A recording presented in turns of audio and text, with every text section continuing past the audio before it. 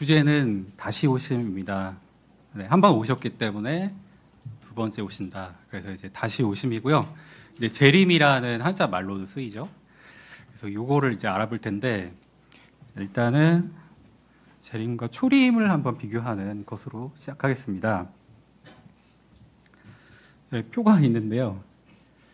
원래 이제 한글로 만들고 싶었는데 이게 그 툴이 한글을 잘 못 알아먹더라고요. 그래가지고 좀 이해해 주시기 바랍니다. 대신 이제 그림을 많이 넣었습니다. 아이콘 같이 생긴 거를 많이 넣어서 이렇게 했습니다. 이거를 이제 보여드리는 이유는요. 이제 시기에 관해서 아무래도 재림은 시기에 관해서 다룰 수밖에 없기 때문에 간단한 표이나마 도움이 되지 않을까 해서 생각을 해서 이제 만들었습니다. 이 표를 보시면은 이제 파란 줄이 있고 빨간 줄이 있죠. 네, 표를 보시면 그리고 거기 이제 숫자가 적혀 있습니다. 그래서 왼쪽은 4,000까지 있고 오른쪽은 2,000까지 있죠. 네. 그래서 이게 이제 끝이 아니고 이 표가 이렇게 이어집니다. 이거 오른쪽이고요. 자, 왼쪽이죠. 오른쪽, 왼쪽. 자, 오른쪽에는 저기 하프 드는 사람, 아니 왼쪽에 하프 드는 사람 한 명 있죠. 누군지 아세요? 하프 드는 사람. 다윗 왕입니다. 네, 다윗 왕입니다. 그리고 이렇게 그래서 대략 언제쯤이다 이렇게 한 거고 여기 있는 시점 이렇게 표시한 게 완전히 정확할 수는 없겠죠. 근데 이제 대략적인 거를 이제 나타냈습니다. 그리고 이제 표를 다시 한번 설명을 드리면 그 2000년 쪽, 그러니까 지금 신약 시대 때 쪽을 보시면은 화살표 있죠. 올라가는 화살표. 이게 뭘까요? 예수님의 승천이죠. 네, 승천이고 2000년에 여기 뭐 구름이 있고, 예, 구름이 있고 뭔가 내려오는 장면 같아 보이죠? 이게 휴거입니다. 네, 이거를 이게 다 설명하는 게 아니고 대략 이렇다는 겁니다. 그런 다음에 옮겨 보면은 이제 휴거로 끝나는 게 아니고 그 아래에 보시면은 그 아까 이제 구름 보이시죠? 구름 그 아래에 보이면 빨간 선을 지나서 오른쪽에 내려오는 장면, 지상으로 내려오는 장면이 나오죠. 예수 그리스도가 이게 재림입니다. 이게 우리가 생각할 다시 오심이고 재림이고, 그다음 오른쪽에 이제 칼은 이제 상징적으로 이렇게 해본 겁니다. 이제 말씀의 검으로 통치하실 것이다. 그래서 이제 천년 왕국을 그린 거고 그 다음에 새하늘과 새 땅이 되겠습니다. 근데 여기서 조심하셔야 될 게, 자, 일단은 이제 진행을 해보겠습니다. 지금 이 표에서 맨 왼쪽을 보시면은 4,000년 전이니까 인간의 시작이잖아요. 이때 아담이 있었고 아담이 뭔가를 굉장히 잘못했잖아요. 그때 통치권을 잃어버립니다. 그래서 마귀가 이 통치권을 가지고 가요. 그래서 세상의 왕국들이 마귀의 것이 됩니다. 이 세상 신이 된 거죠. 그래서 분명히 예수님이 통치하셔야 할 이 왕국이 뺏긴 거죠. 그래서 이거를 다시 회복한다. 그리고 의로 통치하시는 시기가 온다가 바로 이 재림. 저기 지상으로 오시는, 예수님께서 지상으로 오신 다음에 그 이후에 펼쳐질 얘기라는 것이죠. 그래서 이렇게 1000년 동안 지속이 되고 그때 에덴이, 우리가 그 에덴 동산, 에덴이 있었던 그 낙원이 다시 지상에 회복이 된다는 거고 새롭게 하는 때가 이른다는 것이죠. 이때 예수님께서는 다윗의 보좌에 앉아서 통치를 하실 거고 이스라엘 백성이 있었고 그리고 거기에 이제 나중에 우리 이방인이었던 우리도 교회가 돼서 이제 같이 통치하게 되고 그곳에 예수 그리스도의 통치 아래 있게 된다는 것이죠. 이때 예수님께서는 왕으로 오십니다. 그래서 초림과 재림에 대해서 잠깐 살펴볼 텐데요. 근데 제가 여기 2000년에 대해서 잠깐 좀 말씀을 더 드리겠습니다.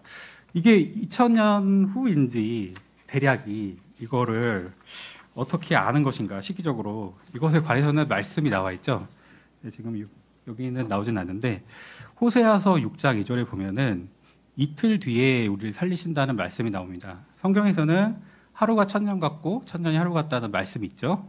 그래서 호세아서 6장 2절에 이틀 뒤에는 그분께서 우리를 다시 살리시리라. 셋째 날에는 그분께서 우리를 일으키시리니 우리가 그분의 목전에서 살게 되리라. 이 말씀을 기반으로 대략 잡아보는 것이죠. 베드로후서 3장 8절에서는 그 계산법에 대해서 이렇게 말을 합니다. 그러나 사랑받는 자들아, 주께는 하루가 천년 같고 천년이 하루 같다는 이 한 가지에 관하여 무지하게 되지 말라, 이렇게 말씀을 하고 계시죠. 자, 그래서 마귀한테 어떻게 넘겨졌는지 성경을 통해서 확인을 해보면요, 마귀가 그 얘기를 직접 합니다.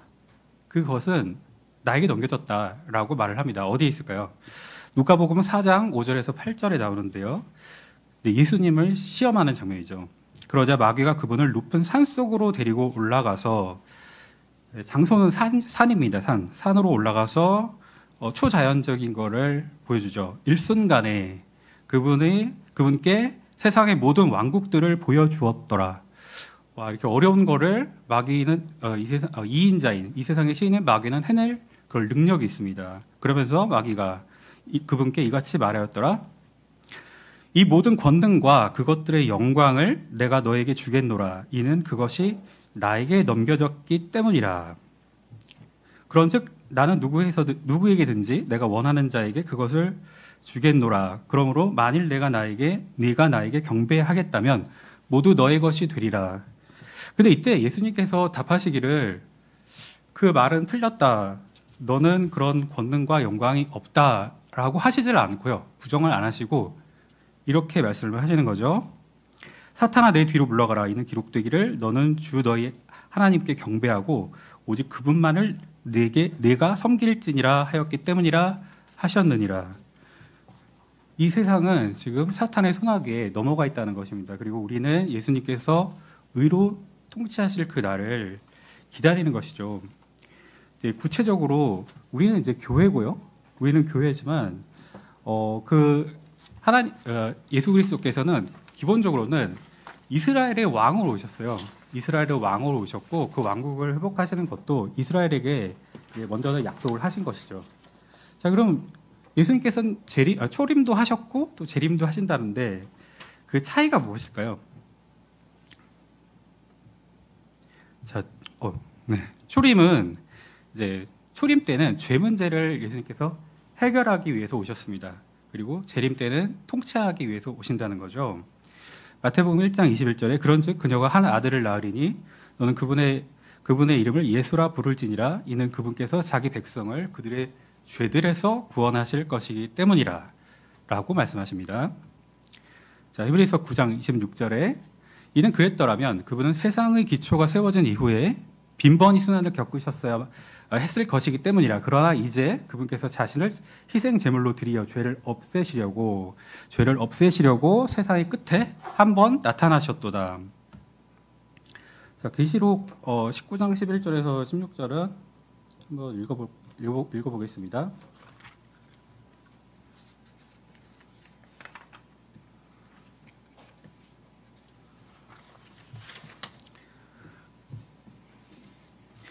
너무 기네요.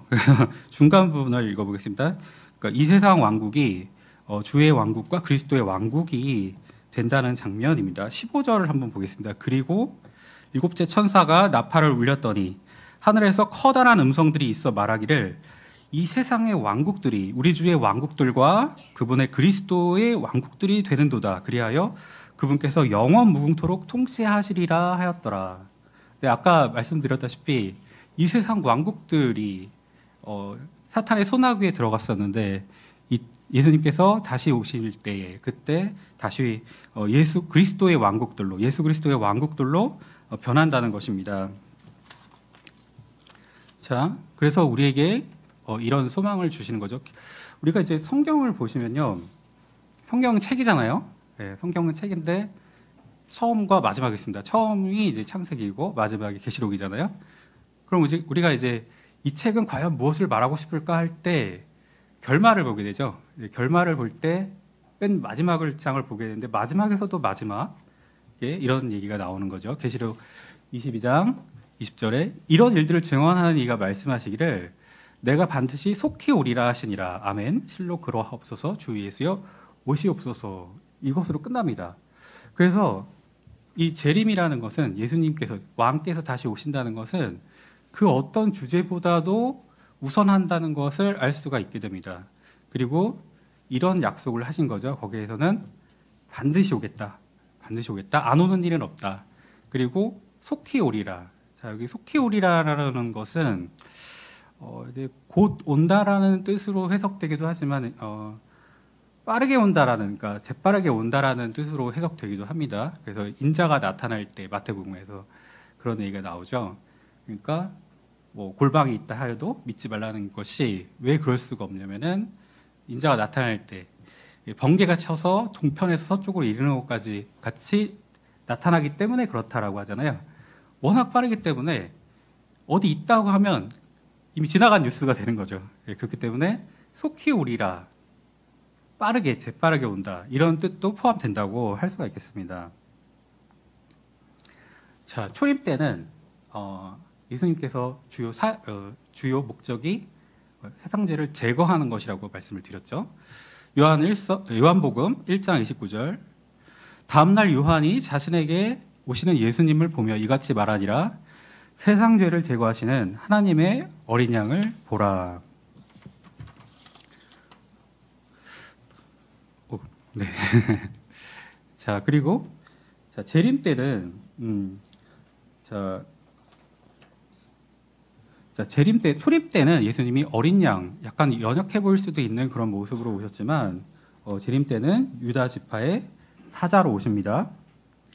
자, 그러자 그 장로들 중 한 명이 나에게 말하기를, 계시록 5장 5절, 울지 말라, 보라, 유다 지파의 사자요, 다윗의 뿌리가 그 책을 열고 그것의 봉인을 떼기, 그것을 7 봉인들을 떼기 위하여 승리하셨도다 하였더라. 자, 통치에 관한 얘기가 이제 드디어 말씀에서 나오는 거죠. 이사야서 9장 6절에서 7절, 이는 저희에게 한 아이가 태어나고 저희에게 한 아들이 주어지기 때문이니이다. 그런즉 정권이 그분의 어깨 위에 있을 것이요 그분의 이름은 경이로운 분이라, 주원자라, 막강하신 하나님이라, 영원하신 아버지라, 화평의 통치자라 불리리이다. 자, 이분께서 이 아이가 태어나고 이 예수님께서 정권이 그의 어깨 위에 있을 거라고 합니다. 지금 우리가 이제 현재 정치에 많은 우리가 기대를 걸고 막 그런 경우가 많잖아요. 지지하는 정당도 있고 이렇게 했으면 좋겠다. 근데 이게 다 소용이 없는 게 하나님께서는 그 정권들은 하나도 인정하지 않으신다는 겁니다. 지금은 사탄의 모든 소나기 아래 있고 모든 정권이 다 악합니다. 그러니까 부분적으로 뭔가 해내는 것처럼 보이지만 예수 그리스도께서 의로 통치하실 그 의를 가지고 오는 정권은 단 하나도 없죠.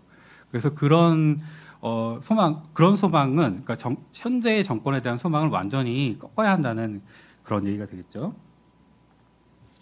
그분의 정권과 화평의 증가함은 다윗의 보좌 위와 그의 왕국 위에 끝이 없으리니 그것을 정비하시어 이후부터 영원에 이르기까지 공의와 정의로 그것을 확고히 세우려 하심이니이다. 만군의 주에 열심히 이것을 완수하시리이다. 자, 그런데 교회에게는 하나님께서 성경에 왕으로 우리를 이제 표현하시는 일은 없어요. 그러니까 교회에서는 그 몸의 머리라고 표현하시긴 하지만은 현재의 왕은 아니기 때문에 왕이라고 표현하지 않습니다. 에베소서 1장 22절에서 23절, 모든 것들을 그분의 두 발 아래에 두시어 그분을 모든 것들의 머리가 되게 하셔서 교회에 주셨을 때라. 교회는 그분의 몸이요 모두 안에서 모두를 채우시는 분의 충만함이라. 자, 휴거가 있고요, 재림이 있잖아요. 네. 근데 이제 이 용어에 대해서 되게 좀 조심스럽습니다. 휴거라는 것과 재림에 대해서. 우리가 아까 재림에 관해서는 이스라엘에게 확실히 말씀하셨지만 휴거에 대해서는 좀 그렇지가 않은 게, 이게 약간 비밀스러운 성격이 있기 때문에 그렇습니다.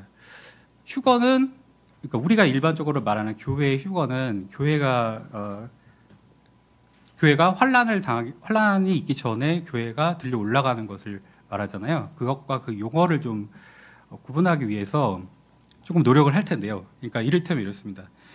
그러니까 이제 재림이라고 하면은 지상재림, 공중재림 이렇게 나눠서, 공중 재림은 휴거라고 하고 지상 재림은 재림이라고 하자. 뭐 이런 구분법도 있어요. 그렇게도 하는데, 근데 이제 가능하면은 좀 뭔가 혼선을 이건 편의상 좀 줄이기 위해서 휴거는 그냥 휴거, 재림은 지상 재림은 그냥 재림. 예, 이렇게 한번 나눠보는 걸로 해보겠습니다. 휴거랑 재림을 좀 뭔가 이렇게 알기 쉽게 좀 구분을 하려면요, 어떤 특징이 있냐면 재림 때는 예수님께서 땅을 올리브산 위에 딱 닿으세요. 그런데 휴거 때는 땅에 발이 닿지 않습니다. 어디까지만 오시냐면은 공중까지만 오십니다. 그랬다가 다시 올라가십니다. 우리는 어떻게 되죠? 구름들 속으로 붙들려 올라가죠. 데살로니가 전서 4장 16절에서 17절. 이는 주께서 환호와 천사장의 음성과 하나님의 나팔 소리와 함께 하늘로부터 친히 내려오실 것이기 때문이라. 그리하면 그리스도 안에서 죽은 자들이 먼저 살아나리라. 그 다음에 살아서 남아있는 우리도 구름들 속으로 그들과 함께 붙들려 올라가 공중에서 주를 만나리라. 그리하여 우리가 언제나 주와 함께 있으리라. 이런 우리 복된 소망을 갖고 있죠. 그래서 아까 표를 한 번만 더 볼까요? 네, 표를 한 번만 더 보고 다시 돌아오겠습니다. 네. 이 표를 보실게요. 예, 이 표를 계속 볼 텐데요. 네, 다시 보시면은 아까 이제 구름 보이시죠? 네, 구름 있는 휴거와 지상으로 오시는 이제 재림 사이에는 간격이 있죠. 예, 시간의 간격이 있고, 예, 특징은 휴거는 비밀리에, 그리고 공중에, 그리고 재림은 지상에 이렇게 온다는 것과 또 다른 특징으로는요. 휴거는 비밀리에 진행이 된다는 거고요. 지상 재림은 모든 사람이 볼 수 있게 임한다는 것입니다.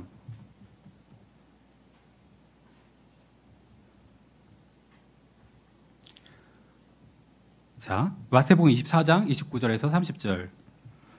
그날들에 속한 환란 직후에는 해가 어두워질 것이요 달이 그녀의 빛을 내지 않을 것이요 별들이 하늘에서 떨어질 것이요 하늘들의 권능들이 흔들릴 것이라. 그리고 그때 인자의 표적이 하늘에 나타나리라. 그리하면 그때 땅의 모든 지파들이 애곡할 것이요 그들은 인자가 권능과 대단한 영광과 함께 하늘의 구름들 가운데서 내려오는 것을 보리라. 이렇게 돼 있죠. 계시록 1장 7절에서는 보라, 그분께서 구름들과 함께 오시는도다. 그리하면 모든 눈마다 그분을 볼 것이요 그분을 찌른 자들 또한 그분을 보리라. 그리하여 땅의 모든 종족들이 그분을 인하여 통곡하리로다. 과연 그러하리라. 아멘. 슬퍼하는 사람들과 환호하는 사람들이, 기뻐하는 사람들이 있겠죠. 이때 재림 때에. 잠깐 아까 돌아가 보면요, 마태복음 24장 잠깐만 보면요, 나중에 다룰지도 모르겠는데 환란 직후가 나오죠. 29절에. 예, 환란 직후가 되면은 뭔가 징조 같은 게 있습니다. 그런데 이제 예수님께서 마태복음에서 24장에서 제자들이 마지막 때의 표적에 대해서 물었을 때에 그때는 이제 흔들리지 말라고 하세요. 그리고 아직은 시작이다라고 하는데 예수님, 그리고 그 날과 그 시는 아무도 모른다고 했잖아요. 하나님께서 예수님의 재림의 시각은 아버지만 아시고, 예, 아무도 모른다. 천사들도 모르고 아들 하나님도 모르고 아무도 모른다고 했습니다. 그런데 그런 어떤 표적 같은 거가 직전에는, 예, 이렇게 뭐 그날을 모르지만 어쨌든 징후 같은 것들은 있다는 것입니다. 자, 하나님의 왕국과 하늘의 왕국, 그리고 하나 더 있죠. 이제 여러분 많이 다루셨을 텐데 하늘 왕국이라고 또 있지 않습니까? 그래서 요거를 구분하는 게 굉장히 중요한데요. 왜 중요하냐면은 지금 우리 교회 시대에는 우리 복음을 전하지 않습니까? 복음을 전할 때 우리 은혜의 복음을 전합니다. 예수 그리스도께서 죽으시고 장사되시고 다시 살아나셨다. 이걸 전하잖아요. 근데 예수님은 그런 거 전하지 않으셨어요. 자신이 다시 온다. 재림에 대해서 대비하는 것을 위해서 끝까지 견디는 자는 구원을 받는다. 이런 걸 전하셨기 때문에 전혀 다릅니다. 예수님께서는 왕국 복음을 전하셨기 때문에 이런 것들을 구분할 수가 있습니다. 구분해야 할 수가 있습니다. 하나님의 왕국이 있고 하늘의 왕국이 있다. 이걸 구분하지 못하면은 굉장한 대혼란이 생기게 되고 실제로 많은 혼란이 세계에서 곳곳에서 생기고 있죠. 예, 그런 것들이 있습니다. 그러면은 간단히 편의를 위해서도 이건 편의를 위해서입니다. 하나님의 왕국과 하늘의 왕국과 하늘 왕국을 이제 좀 이렇게 헷갈릴 수가 있는 것 같아요. 우리나라 말로는. 그래서 이거를 안 헷갈리는 방법이 뭔가 좀 편의상 생각을 해봤습니다. 왕국이라는 건 다 동일하죠. 킹덤이잖아요. 근데 뭐뭐의 이게 좀 다르죠. 하나님이 있고 하늘이 있고 하늘이 두 번 나오니까 더 헷갈리죠. 네.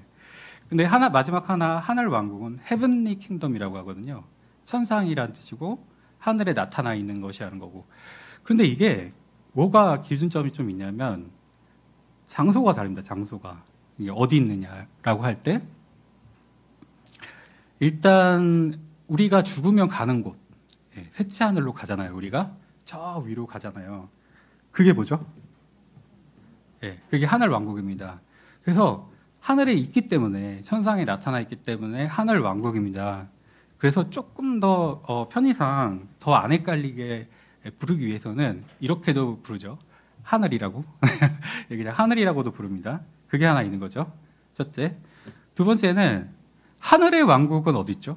킹덤 오브 헤븐. 여기서 하늘이라고 대답하시는 분이 있어요. 지상에 있습니다. 지상에. 지상에 있다는 겁니다. 물리적이고 가시적인 왕국이 하늘의 왕국입니다. 그러면 하나님의 왕국은 어디 있을까요? 믿는 사람의 마음의 안에 있습니다. 안에. 그래서 하나님의 왕국. 그래서 하늘의 왕국과 하나님의 왕국은 어떤 큰 차이가 있냐면 하늘의 왕국은 폭력을 당할 수가 있어요. 물리적이기 때문에. 근데 겪을 수가 있는데 하나님의 왕국은 뺏어서 갈 수가 없습니다. 왜냐하면 안에 있기 때문에.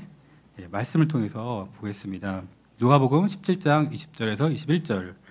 이후에 그분께서는 하나님의 왕국이 언제 오느냐고 바리새파 사람들에게 다그침을 받으셨는데 친히 그들에게 대답하여 이같이 말씀하셨느니라. 하나님의 왕국은 볼 수 있게 임하는 것이 아니니라. 또한 그들이 말하기를 보라 여기다 또는 보라 저기다 하지 못하리라. 이는 보라 하나님의 왕국은 너희 안에 있기 때문이라. 자, 로마서 14장 17절. 우리는 하나님의 왕국이 마음에 임해 있죠. 안에. 로마서 14장 17절. 이는 하나님의 왕국은 먹는 것과 마시는 것이 아니요 다만 성령님 안에서 의와 화평과 즐거움이기 때문이라. 그리고 마태복음 12장 12절. 자, 이게 하늘의 왕국에 대한 얘기입니다. 지금은 하늘의 왕국은 폭력을 겪고 있어요. 그리고 침례자 요한의 날들부터 지금까지 하늘의 왕국은 폭력을 겪으며 폭력적인 자들이 그것을 강제로 찬탈하느니라. 자, 그리고 재림의 특징에 대해서 간단히 보겠습니다. 재림의 특징. 자, 말씀을 찾아보면서 살펴보죠. 그 양상을. 다니엘서 7장 13절. 내가 밤에 현시들 가운데서 보았더니 과거의 성경에서는 이제 환상이라는 표현을 썼어요. 현실을. 가운데서 보았는데 보라 인자와 같은 이가 하늘의 구름들과 함께 오셨고 태고의 날들로부터 계시는 분께서 나오셨는데 그들이 그를 그분 앞으로 가까이 모셨더라. 자, 마태복음 25장 31절. 인자가 그의 영광 중에 올 때 곧 모든 거룩한 천사들이 그와 함께 올 그때에 그가 자신의 영광에 보좌 위에 앉으리라. 아까 말씀드렸죠. 사도행전 3장 19절에서 21절은 좀 찾아보겠습니다.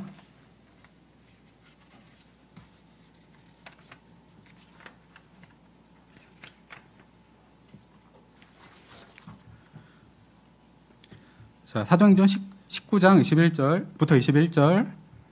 그러므로 너희는 회개하라. 그리고 회심하라. 이는 주의 임재로부터 소생하는 때들이 임할 때 너희 죄들이 지워져 없어지게 하려 함이라. 이후에 그분께서 예수 그리스도를 보내시리니 그분께서는 너희에게 미리 선포된 분이시라. 모든 것들을 회복하는 때들까지 하늘이 그분을 받아들여야 하나니 곧 세상이 시작된 이래로 하나님께서 그분의 모든 거룩한 예언자들의 입을 통하여 말씀하신 것들이라. 자, 로마서 11장 26절. 자, 그런 뒤에 온 이스라엘이 구원받게 되리라. 기록된 바와 같으니 시온으로부터 구출자가 나오리니 그리하여 야곱에게서 불경건한 것을 치워버리시리라. 여기서 누구한테서 불경건한 것을 치워버린다고 했습니까? 야곱이죠. 네, 야곱은 이스라엘을 나타내는 거죠. 야곱의 다른 이름 이스라엘을 나타내는 거죠. 자, 그래서 지금 이제 이 재림의 어떤 시기에 관해서 살펴보려고 하는데요. 그것을 위해서 이것을 전체적으로 다 볼 수 있는 마태복음 24장을 펴보시겠습니다. 마태복음 24장 펴보시죠.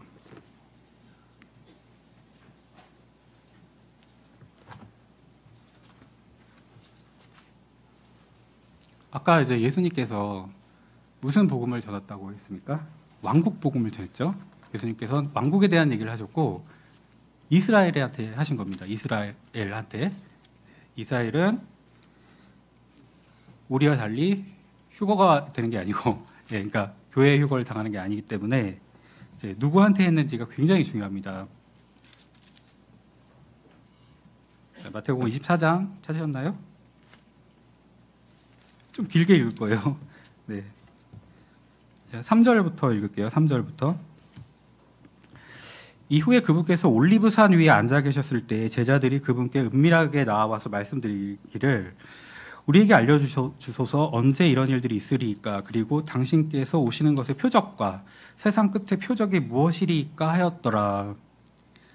그러니까 주의할 것은요. 이것은 제자들이긴 하지만 이 내용이 왕국복음과 대상이 이스라엘이라는 겁니다.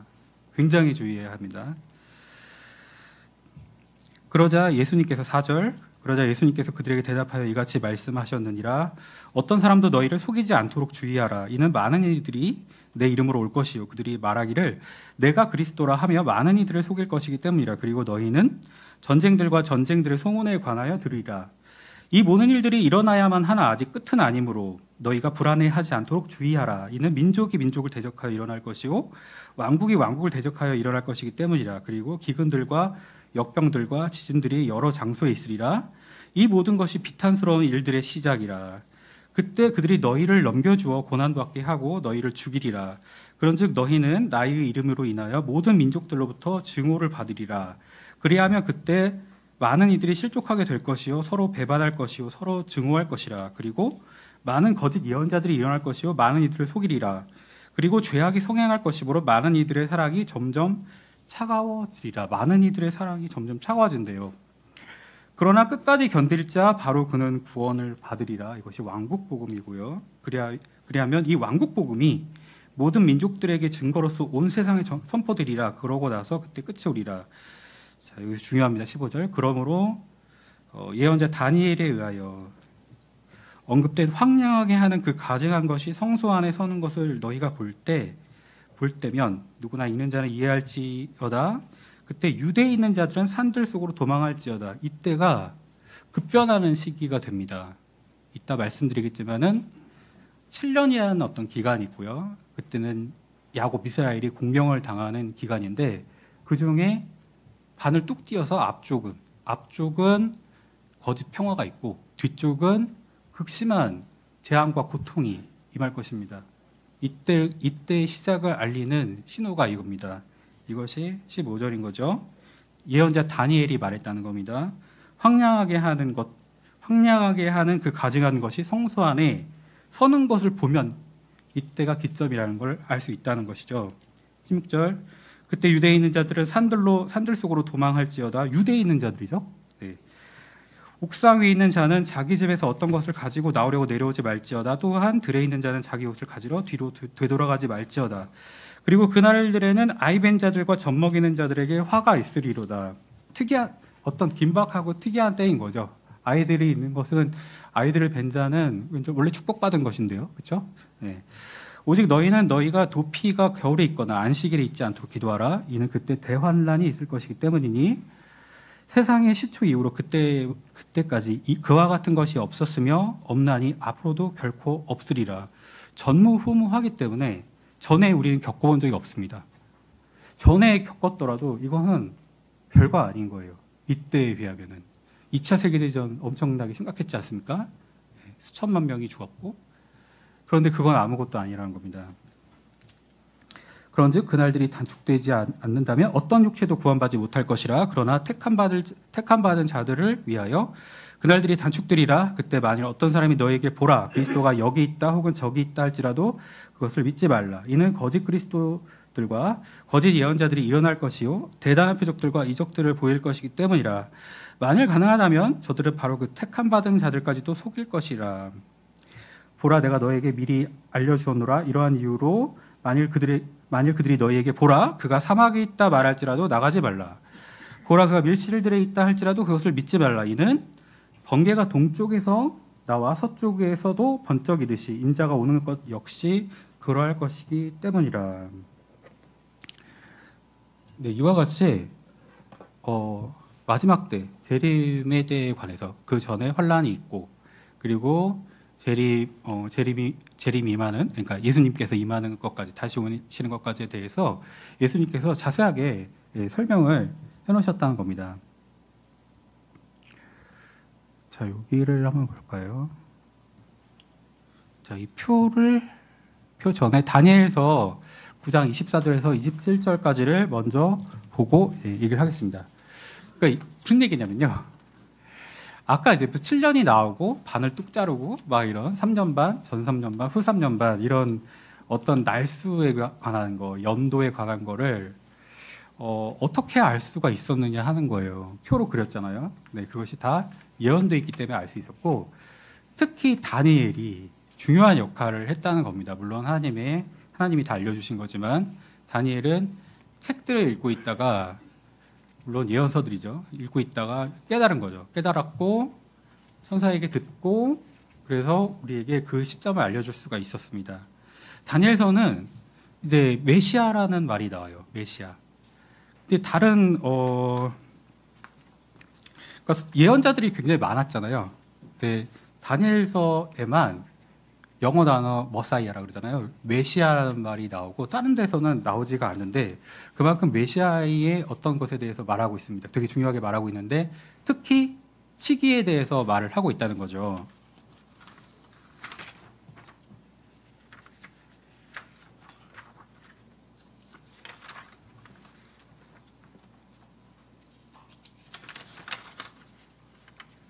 그러니까 이사야 같은 경우는 이제 메시아 탄생, 사역, 고난, 그분이 가져올 평화 이런 것들을 예언을 했고요. 미가는 예수님께서 어디에서 태어나실지를 말했습니다. 예레미야는 메시아가 다윗의 후손일 거다라고 했고, 스가랴는 메시아가 고난당하실 거고 배반당하실 거다라고 했지만, 이제 다니엘서에서는 메시아가 오고 끊어지고, 그리고 그분의 다시 오심, 그분이 이제 의로 통치하실 그때에 대해서 설명하게 된다는 것이, 그것이 특징입니다. 그래서 다니엘서를 보는 것이 굉장히 중요한데요. 그리고 아까 마태복음 24장에도 예수님께서 예언자 다니엘이 말한 거를 보라 그랬죠. 그래서 다니엘서를 볼 겁니다. 다니엘서 9장 24절에서 27절 찾아보시죠.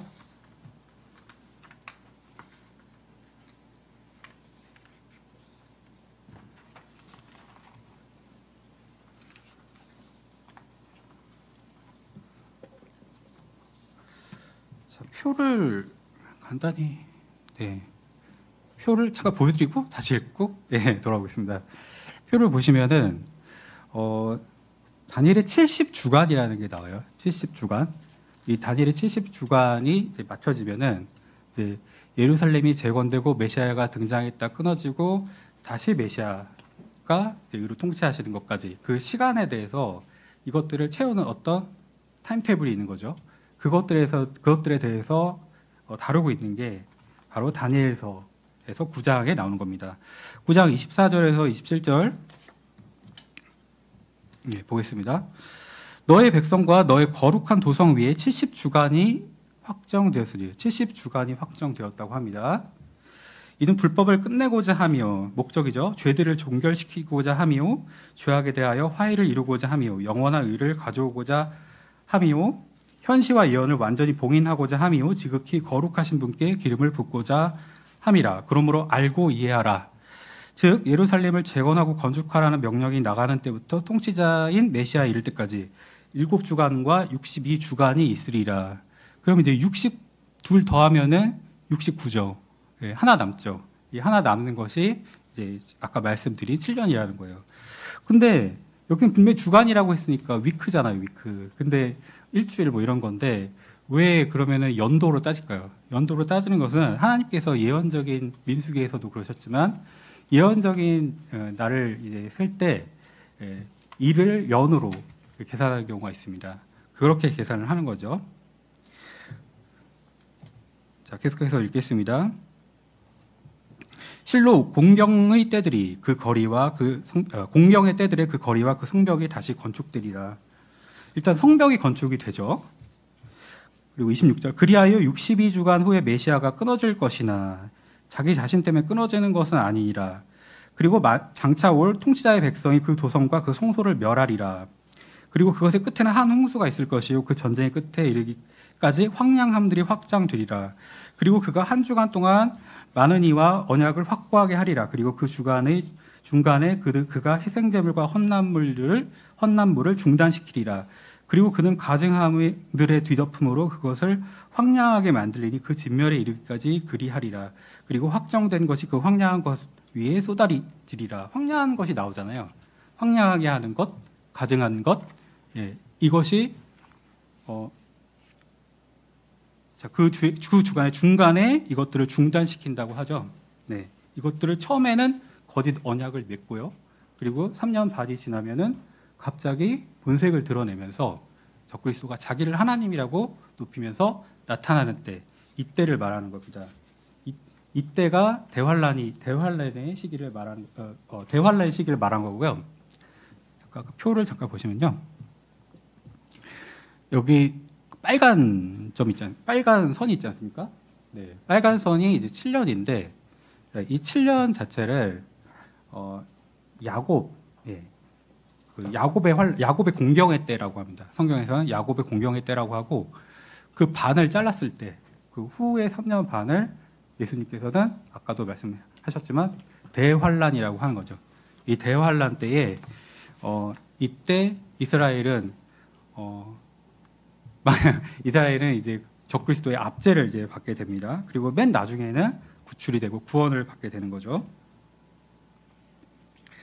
자, 대환란에 대해서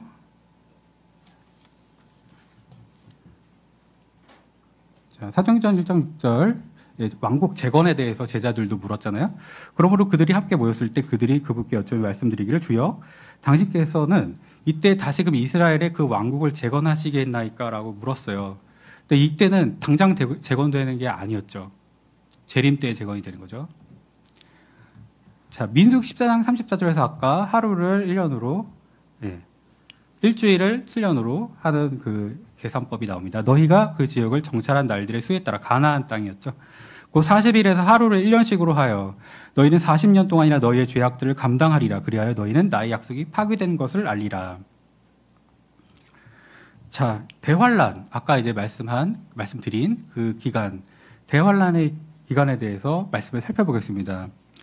예레미야 30장 7절에 슬프도다 그 날은 엄청나기 그것과 같은 날은 아무것도 없도다. 그것은 바로 야곱의 공경의 때라. 이 이름은 야곱의 공경의 때라고 불리고 있습니다. 그러나 그는 그날로부터 구원을 받으리라. 결국은 구원을 받아요. 24장 21절에 마태복음 24장 21절에 이는 그때 대환란이 있을 것이기 때문이니 세상의 시초 이후로 그때까지 그와 같은 것이 없었음이 없나니 앞으로도 결코 없으리라. 전무후무한 고통의 때입니다. 로마서 11장 25절에서 26절에도 나옵니다. 형제들아 이는 너희가 이 신비에 대해 무지하게 되기를 내가 바라지 아니하기 때문이니 너희가 너희 자신의 망상들 가운데서 지혜롭게 되지 않게 하려 함이라. 부분적으로 눈멀게 됨이 이스라엘에게 발생되었으니 이방인들의 충만함이 들어올 때까지라. 그런 뒤에 온 이스라엘이 구원받게 되리라. 기록된 바와 같으니 시온으로부터 구출자가 나오시리니 그리하여 야곱에게서 불경건한 것을 치워버리시리라. 자, 아까 표를 잠깐 보여드리면요. 자, 이 마지막 7년, 7년이 대환란이라는 거고요. 이 마지막 한 주간, 마지막 남은 한 주간이 남았고 이것이 있을 거라는 거죠. 아까 표에서 봤듯이 있을 거라는 것이고요. 이게 대환란이라는 것이고요. 그 다음에 예수 그리스도께서 의로 통치하기 위해서 오신다는 거죠.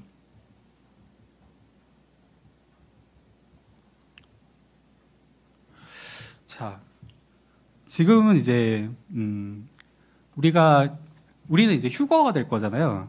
그래서 우리는 하늘로 들려 올라갈 거예요. 휴거라는 말은 성경에 나오진 않습니다. 그런데 들려 올라간다는 개념이 있잖아요. 감사합니다.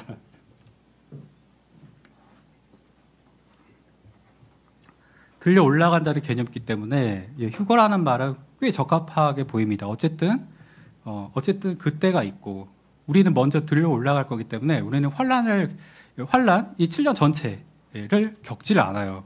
우리는 지상에서 일어날 일을 보게 될 것이죠. 하지만 그럼에도 불구하고 우리는 의의 왕이 거하는 그곳에 우리도 가서 통치하게 되고 우리도 영원한 새하늘과 새 땅까지 해서 우리는 영원하게 같이 예수 그리스도와 함께 있게 될 것이에요. 그래서 우리는 예수님이 오신 때를 우리 역시 기다려야 합니다. 그리고 지금은 마지막 때가 가까워 오는 만큼 어떤 재림의 징조에 해당하는 그런 것은 아니지만 우리도 나름대로 위험한 시기를 맞이하고 있습니다. 그때를 이제 성경을 말을 하고 있는데요. 디모데후서 3장 1절에서 5절 찾아보시죠.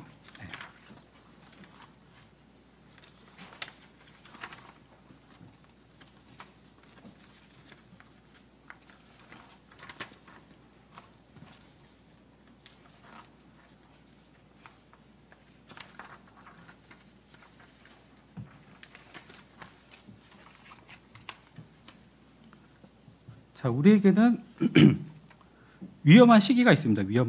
위험한 시대. 디모데후서 3장 1절에서 5절까지 읽어보겠습니다. 또한 이것을 알지니 마지막 날들에 아주 위험한 시대들이 오리라. 이는 사람들이 자기 자신들을 사랑하는 자들이 될 것이기 때문이니 탐욕스럽고 자만하는 자들이요 교만하고 신성 모독하는 자들이며 부모에게 불순종하고 감사하지 않으며 거룩하지 않고 본연의 애정이 없으며 협정을 파괴하는 자들이요 거짓 고소자들이며 자제력이 없고 사나우며 선한 것들을 멸시하는 자들이며. 여기까지 읽었는데도 많이 우리가 보고 있죠. 저는 얼마 전에도 그 아파트 앞에서 일본도로 사람 죽인 거 있잖아요. 그게 막 생각이 나는데 본성에 이제 애정이 없고 본연의 애정이 없고 자제력이 없고 사납고 사랑이 이제 식어지고 있는 거잖아요 지금. 물론 과거에도 그런 때가 많았지만 성경은 분명히 말씀하고 있어요. 더 위험하고 더 사랑이 식어지는 그때가 있을 거라는 거예요. 그리고 자기 자신만은 안 돼요. 자기 자신을 사랑하는 자들이 될 거래요. 2023년에 따져보니까 그 음주운전 사고가 13,000건? 뭐 그렇다고 하더라고요. 와, 그런 걸로만 봐도. 근데 음주운전이라는 게 음주도 나쁘지만 어떤 생각을 가지고 출발하는 걸까요? 남은 어떻게 돼도 상관없다. 내가 즐거우면 된다. 자기 자신을 사랑하는 것에 어떤 극치를 보여준다고 할 수가 있겠죠. 그런 때에 우리가 살고 있습니다. 배신자들이요. 4절. 성급하고 높아지려는 생각을 가지며. 높아지려는 생각을 갖기만 해도 이게 진짜 위험한 거라는 거예요. 하나님을 사랑하는 자들이 되기보다는 쾌락들을 더욱 사랑하는 자들이 되리라. 그들은 경건의 형체는 있으나 경건의 능력은 부인하리라. 이런 자들로부터 돌아서라. 자, 우리가 예수님이 오시는 때가 더욱 소망이 되는 것은 또 다른 면으로는 이런 것도 있습니다. 우리는 지금 이 시대에 원수들이 있습니다. 원수들이 있어요. 우리를 핍박하는 사람들도 있고, 그리고 교리적으로는 이스라엘을 핍박하는 것도 있죠. 그런데 이 원수를 갚는 일에 대해서는 언젠가는 이 일이 벌어질 거라는 거잖아요.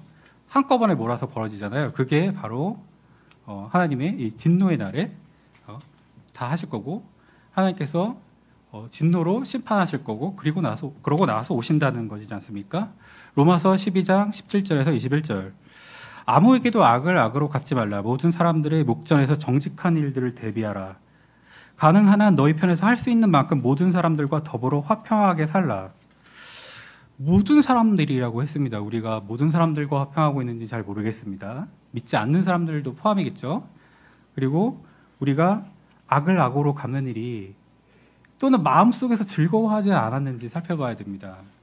우리는 아직 본성에 아직 묶여 있습니다. 재림의 때가 오면은 우리 몸도 구속을 받을 거예요. 지금의 이 몸의 어떤 죄들을 따라 사는 그런 모습조차도 사라질 겁니다. 하나님의 아들 그 자체의 그 모습, 완전히 그 모습을 갖추고 있게 될 텐데, 자, 우리가 지금 원수를 악을 악으로 갚는 일이 있는지 한번 살펴봐야 됩니다. 진심 어린 사랑을 받는 자들아, 19절이죠. 스스로 복수하지 말라. 그보다는 오히려 진노하심에 맡기라. 이는 기록되기를 복수는 내 것이라 내가 되갚겠노라 주가 말하노라 하였기 때문이라. 그러므로 만일 너희 원수가 배고프다면 그를 먹이라.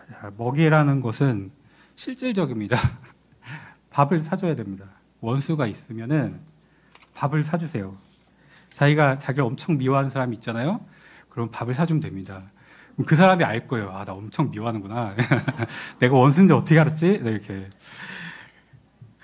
자, 그가 목마르다면 그에게 마실 것을 주라. 그렇게 함으로써 내가 그의 머리 위에 불붙은 숯들을 쌓아 올릴 것이기 때문이라. 악에게 지지 말고 오히려 선으로 악을 이기라.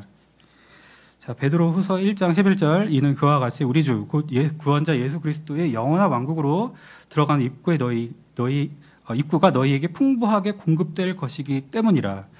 우리는 마지막 때에 예수님께서는 우리는 좀 빨리 보게 되지만요. 우리는 교회로서 예수님을 먼저 만나게 되긴 하지만 부끄러움을 당하지 않도록 노력해야 되겠죠. 마가복음 8장 27절부터 38절, 그러고는 예수님과 그분의 제자들이 나가서 가이사랴 빌립보의 마을들로 들어가셨더라. 그리고 길에서 그분이 자신의 제자들에게 말씀하시며 그들에게 물으시기를 사람들은 내가 누구라고 말하느냐 하셨더라. 그러자 그들이 대답하기를 침례자 요한이라 하나이다. 그러나 일부는 엘리야라고 말하기도 하고 다른 이들은 예언자들 중 하나이다 하였더라. 이에 그분께서 그들에게 말씀하시기를 그러나 너희는 내가 누구라고 말하느냐 하시니라. 그러자 베드로가 그분께 대답하여 말씀드리기를 당신께서는 그리스도시니이다 하니라. 이에 그분께서 그들에게 명하시어 그들이 그분에 관하여 아무에게도 알리지 말아야 한다고 하셨더라. 그러고는 그분께서 그들을 가르치기 시작하셨으니 인자가 반드시 많은 것들로 순환을 겪어야 하는 것과 장로들에게서 그리고 수석 제사장들과 서기관들에게서 거절당하고 죽임당하며 3일 뒤에 다시 살아나야 한다는 것이라.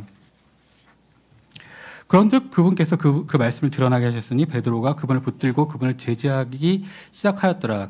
그러나 그분께서 방향을 바꾸시어 그분의 제자들을 바라보셨을 때 그분께서 베드로를 꾸짖으시며 말씀하시기를 사탄아 너는 내 뒤로 물러가라. 이는 내가 하나님께 속한 것들을 선호하지 아니하고 오히려 사람들에게 속한 것을 선호하기 때문이라. 자, 하나님께 속한 것들을 선호하십니까?